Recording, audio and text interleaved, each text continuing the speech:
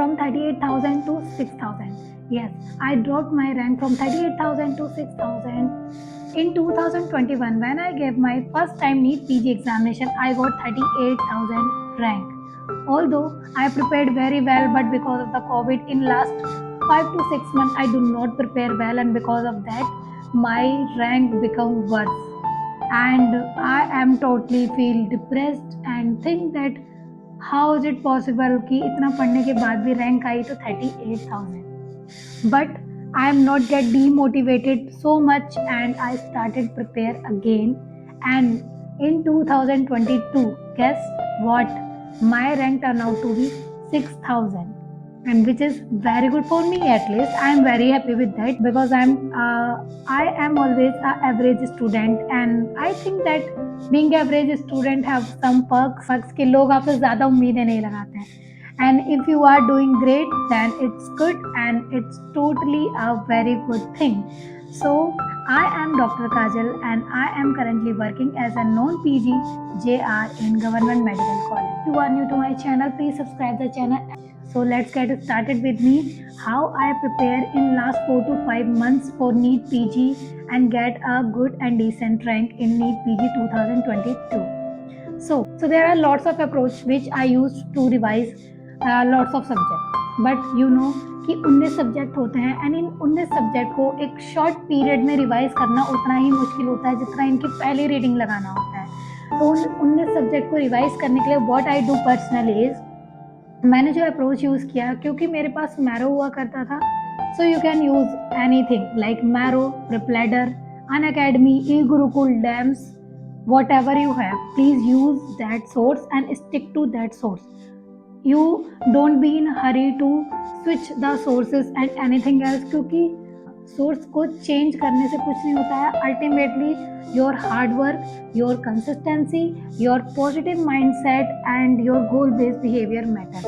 And definitely self study is more important than anything else, क्योंकि self study के बिना we are nothing. आप कितना भी कोई भी ऐप ले लीजिए, कितना भी महंगा ऐप ले लीजिए, अगर आपने खुद से नहीं पढ़ा है then nothing works. So let's start it how I prepare in last 4 to 5 months and how I revised everything in a simple and clean way. So let's get started. So I use Marrow.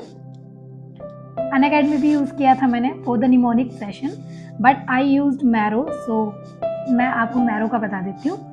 So let's get started with the Marrow. So you have to open the Marrow, and Marrow का interface कुछ ऐसा दिखने वाला है आपको. उसके बाद Marrow के इंटरफेस के बाद आपको क्या करना है, आफ्टर दैट सबसे नीचे आपको पल्स का ऑप्शन दिखना है. सो आई यूज़ पल्स. तो पल्स में आपको पूरे के पूरे 19 सब्जेक्ट मिल जाते हैं. It's totally up to you आपको कौन सा सब्जेक्ट पढ़ना है. लाइक वाइज आई चूज़, मैंने चूज़ किया है यहाँ पर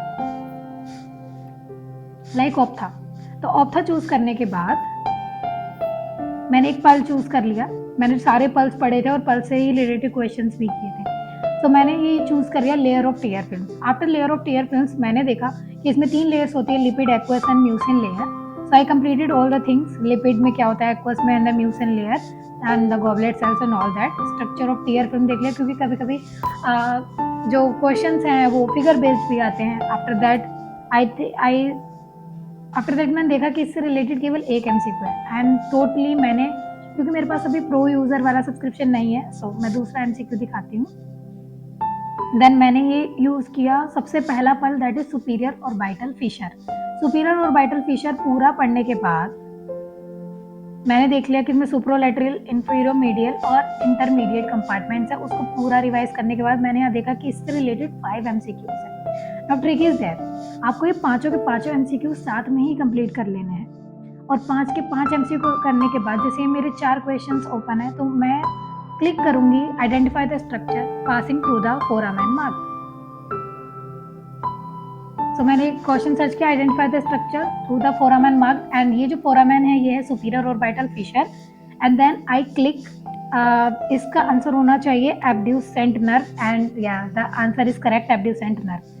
उसके बाद मैंने इसकी पूरी एक्सप्लेनेशन पढ़ ली. एक्सप्लेनेशन पढ़ने का तरीका ये होता है कि आपको मेनली फोकस करना होता है बोल्ड थिंग्स पे, फिगर्स पे ध्यान देना होता है, फिगर्स को लेफ्ट नहीं करना है, क्योंकि 20-30% फिगर्स भी आती हैं एग्जाम में। एंड देन आफ्टर दैट ये हमारा पूरा ये कॉमन टेंडिनस रिंग दिखाई हुई है, देन ये सुपीरियर ऑर्बिटल फिशर, ये इंफीरियर मेडियल फिशर दिखाया हुआ है।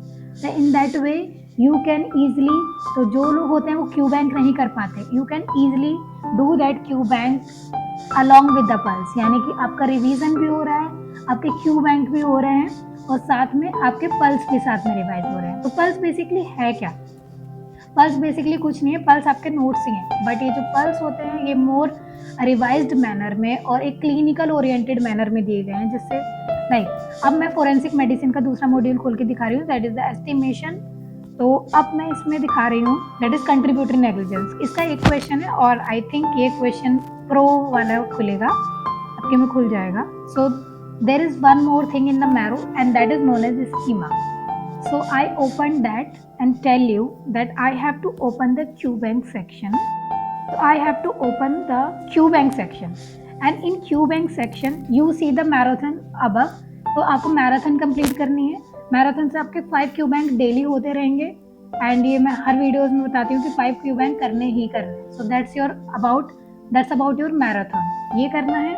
सो Q bank पे क्लिक करने के बाद सबसे नीचे है स्कीमा, तो हम स्कीमा पे आ जाएंगे। स्कीमा में है 1944 टॉपिक्स और ये स्कीमा वो होते हैं जो इम्पोर्टेंट होते हैं फॉर एग्जामिनेशन और इसमें आपके MCQ टॉपिक से रिलेटेड दिए होते हैं। लाइक इसमें A to Z पूरे स्कीमाज हैं। लाइक अगर मैं क्लिक करती हूँ, लाइक ये हमारा दे रखा है एफेजिया, एप्गार स्कोर, प्लास्टिक एनीमिया। अगर मैं एफेजिया पे क्लिक करती हूँ तो एफेजिया में मेरे 5, 6, 7, 8, 9, 10 क्वेश्चंस हैं और इन 10 क्वेश्चंस में से 2 क्वेश्चन सेरिब्रम के हैं, 2 हाई मेंटल फंक्शंस के हैं और 5 इस्कीमिक स्ट्रोक के हैं। तो इससे आपको ये अंदाजा हो जाता है कि कौन से क्वेश्चंस कहाँ से उठकर आने वाले हैं, because most of the time we are unable to find out कि क्वेश्चंस आने कहाँ से वाले हैं, हम टॉपिक पढ़े जा रहे हैं। तो स्कीमा से हमें ये पता चल जाता है कि क्वेश्चंस आने कहाँ से वाले हैं उठकर, ठीक। So this is the advantage of schema. Next मैंने खोला एस्केरिस लुम्ब्रिकोइड्स। इसमें 2 और 1 3 क्वेश्चंस हैं, तो आप एस्केरिस लुम्ब्रिकोइड करेंगे और इसके साथ इसका क्वेश्चंस रिवाइज कर सकते हैं। सो अगर मैं खोलती हूँ ADPKD, इसमें आपके 4, 5, 6, 7, 8 और 8+7 क्वेश्चन है इसमें autosomal dominant polycystic kidney disease के। So in this way with the help of schema you can easily know about the topics, किस टॉपिक्स पे कौन से क्वेश्चंस अधिकतर पूछे गए हैं, आप इजीली रिवाइज कर सकते हैं। So please be consistent and आज की वीडियो उन लोगों के लिए जो नोट्स से पढ़ के बोर हो गए हैं लाइक मी। तो अगर आप नोट्स से पढ़ के बोर हो गए हैं and you want to try some different method, तो प्लीज़ यूज़ द पर्ल के साथ आपको ये पता चलेगा कि आपको सिस्टमैटिक वे में कैसे करना है और उससे रिलेटेड क्वेश्चंस क्या है। तो आपके साइड बाय साइड क्वेश्चंस तैयार होंगे और साइड बाय साइड आपका क्लिनिकल पल्स भी प्रिपेयर होता चला जाएगा। दूसरा schema is very important. As a matter of fact we are unaware of the topics कि कौन से टॉपिक्स लास्ट टाइम पूछे गए हैं और कौन से टॉपिक्स इंपॉर्टेंट है। So please use the marrow schema use कर सकते हैं। और अल्टीमेटली अगर आपने क्यू बैंक लगाए हुए हैं तो आप प्रीवियस ईयर क्वेश्चन बैंक भी यूज़ कर सकते हैं। So to know that topics you have to be consistent with the schema, pulse, Q bank and GT. So please keep revising and start studying hard because lots of students added day by day into your NEET PG preparations. So study well, study hard and be consistent, and positive mindset can turn anything into reality. So please be positive during your NEET PG examination and please try this method of pulse and schema. Hope this will help you in your NEET PG preparation.